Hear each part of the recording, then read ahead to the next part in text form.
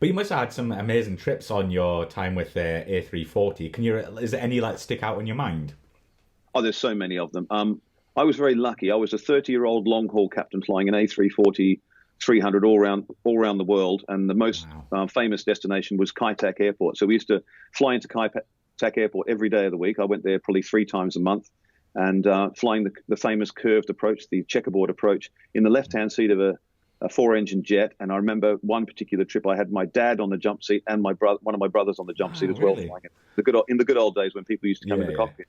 And in the good old days when people came into the cockpit, we had all the celebrities. You know, I've had all the cast of Friends and Piers Brosnan and Oh, Frank really? Bruno, Elton John. I mean, I'm missing a few of them out. Many. There's all the celebrities. You know, who's Snakes on a plane? What's his name?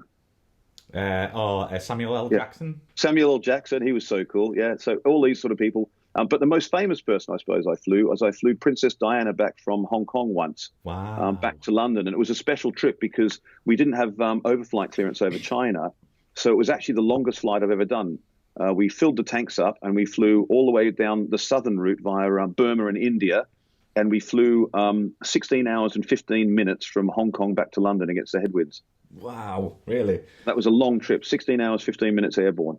That was the longest one I've ever done in basically an old aircraft, the 340, 300. So So when yeah, so these lots of famous peoples and lots of fun, interesting trips. so when these celebrities come in, are they like children as well, just looking around like I would be like, oh, what's that Absolutely. screen do? Or do they like are they Yeah. pretend they're not bothered? Because somebody's a celebrity doesn't mean they're not a person. They're Hmm. all humans. I mean, Of I course. remember I had Kylie Minogue up there once, and she said she wanted to stay for landing, and I said only if you sing to me, which she did.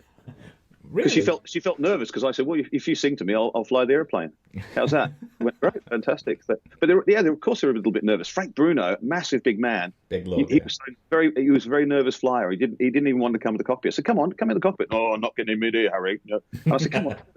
And he just sat there. He took up the whole flight deck, sitting in the flight deck, big man, and he loved it. And it was really, really nice because he was actually a bit of a nervous flyer. But after just half an hour of sitting in the cockpit, he said, oh, okay, I know what goes on now. He was like, yeah, they are big kids. Elton John came in and sat down. He had a good old chat, but he said he was admitted he was a bit of a nervous flyer, but because of his job, he has to get around flying. So yeah, people are people. They're just humans, and Exactly. they're in your environment, so they ask lots of questions as well, and some of them are funny questions. You think that's a weird question, but yeah, the classic one. How many crashes have you had? What? Yeah, none. I'm still here, so none. Yeah, yeah.